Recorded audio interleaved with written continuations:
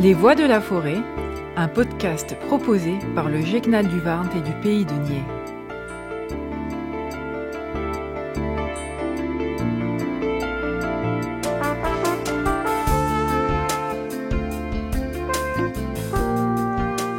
Sidonie Gabrielle Colette, dite Colette, est une romancière française née à Saint-Sauveur-en-Puisaye le 28 janvier 1873.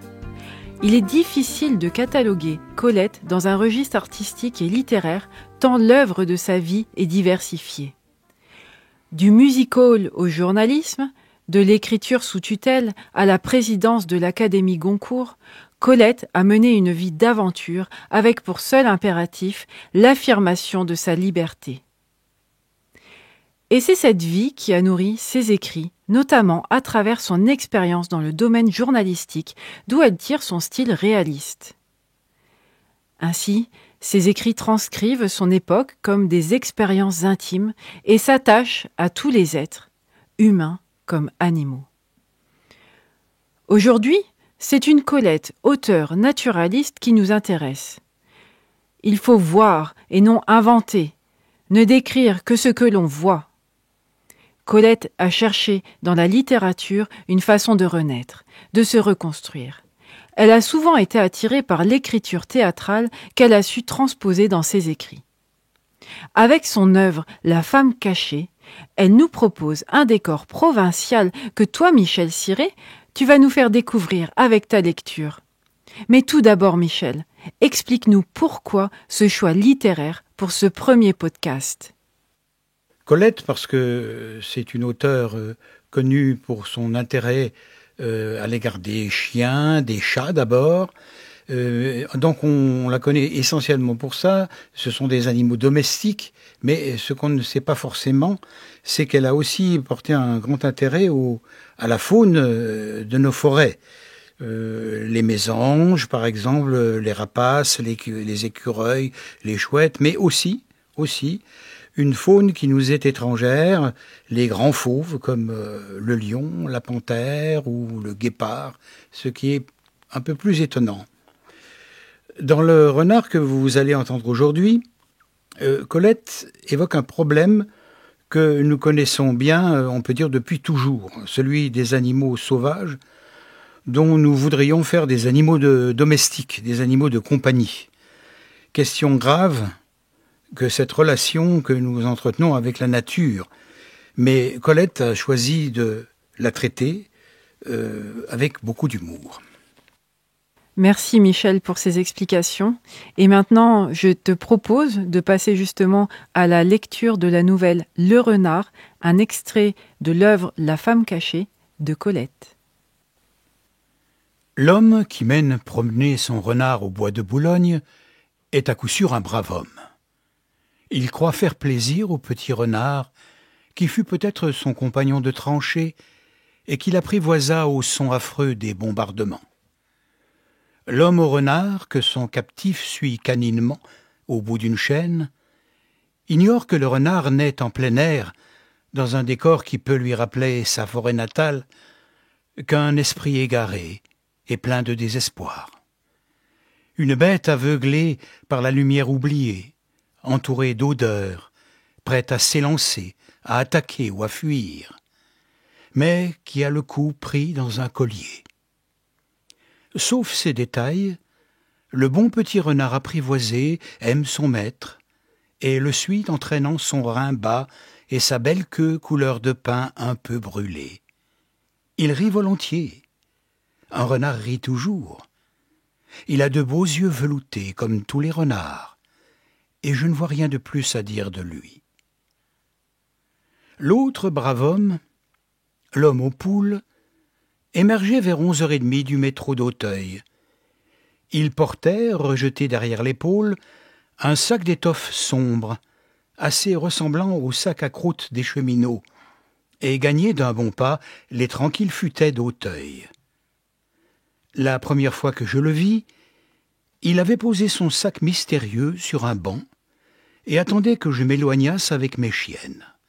Je le rassurai, et il secoua avec délicatesse son sac, d'où tombèrent, lustrés, la crête rouge et le plumage aux couleurs de l'automne, un coq et une poule qui piquèrent du bec, grattèrent la mousse fraîche et l'humus forestier sans perdre un seul instant. Je ne posai pas de questions inutiles, et l'homme aux poules me renseigna d'un mot. « Je les sors tous les midis que je peux, c'est juste, n'est-ce pas? Des bêtes qui vivent en appartement ?» Je répliquai par un compliment sur la beauté du coq, la vivacité de la poule. J'ajoutai que je connaissais bien aussi la petite fille qui emmène jouer sa grosse tortue l'après-midi, et l'homme au renard. « Celui-là n'est pas une connaissance pour moi, » dit l'homme aux poules.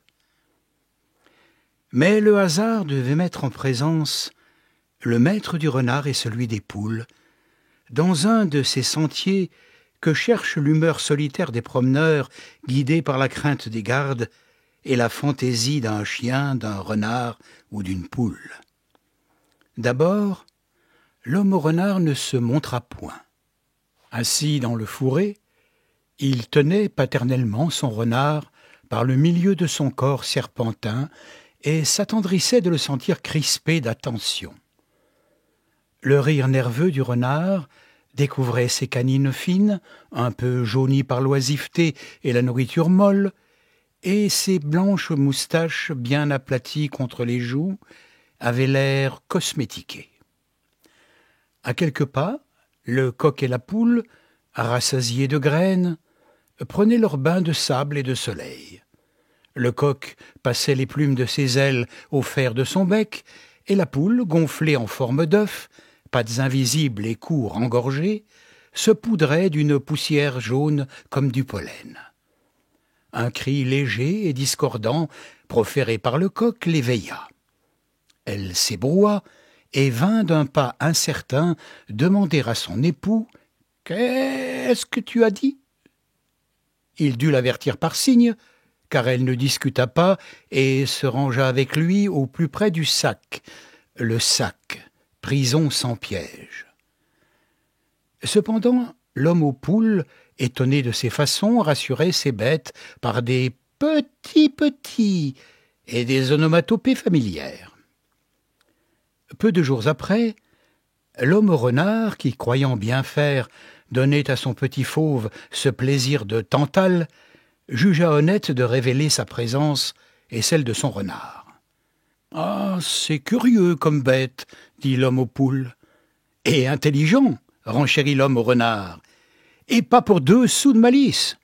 Vous lui donneriez votre poule qu'il ne saurait quoi en faire. » Mais le petit renard tremblait, d'un tremblement imperceptible et passionné sous sa fourrure, tandis que le coq et la poule, rassurés par le son des voix amies et d'ailleurs obtus, picoraient et bavardaient sous l'œil velouté du renard. Les 2 amateurs de bêtes se lièrent, comme on se lie au bois ou dans une ville d'eau. On se rencontre, on cause, on raconte l'histoire que l'on préfère, on verse dans l'oreille inconnue 2 ou 3 confidences qu'ignorent vos amis intimes, et puis on se sépare à la hauteur du tramway 16. On n'a livré ni le nom de la rue que l'on habite, ni le numéro de la maison.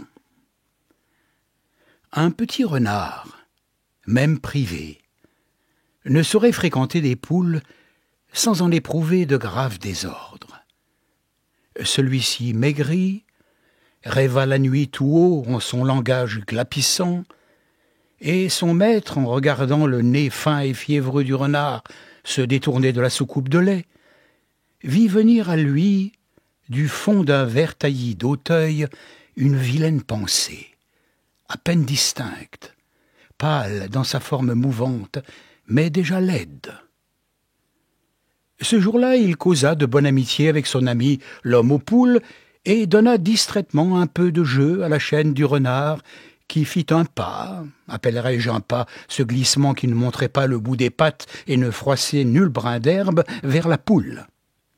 « Et là !» fit l'homme aux poules. « Oh !» dit l'homme au renard, « il n'y toucherait pas. »« Je sais bien !»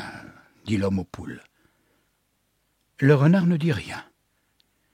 Tiré en arrière, il s'assit sagement et ses yeux étincelants n'exprimaient aucune pensée. Le lendemain, les deux amis échangèrent leurs opinions sur la pêche à la ligne. « Si c'était moins cher, dit l'homme aux poules, je prendrais un permis sur le lac supérieur, mais c'est cher, ça met le gardon plus cher qu'au hall. »« Mais ça vaut la peine, repartit l'homme au renard.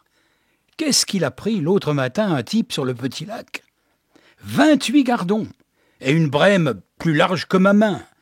Voyez-vous, d'autant que, sans me vanter, je ne suis pas manchot. Vous me verriez lancer la ligne, j'ai le coup de poignet, vous savez, comme ça. » Il se leva, lâcha la chaîne du renard et fit un magistral moulinet de bras. Quelque chose de roux et de frénétique sillonna l'herbe, dans la direction de la poule jaune. Mais la jambe de l'homme aux poules, d'une sèche détente, brisa l'élan, et on n'entendit qu'un petit aboiement étouffé. Le renard revint au pied de son maître et se coucha. « Un peu plus, dit l'homme aux poules. « Vous m'envoyez tout ce qu'il y a de surpris, dit l'homme au renard. « Petit gosse, veux-tu faire des excuses à monsieur tout de suite ? Qu'est-ce que c'est donc ?» L'homme aux poules regarda son ami dans les yeux, et il y lut son secret, sa vilaine pensée informe et pâle.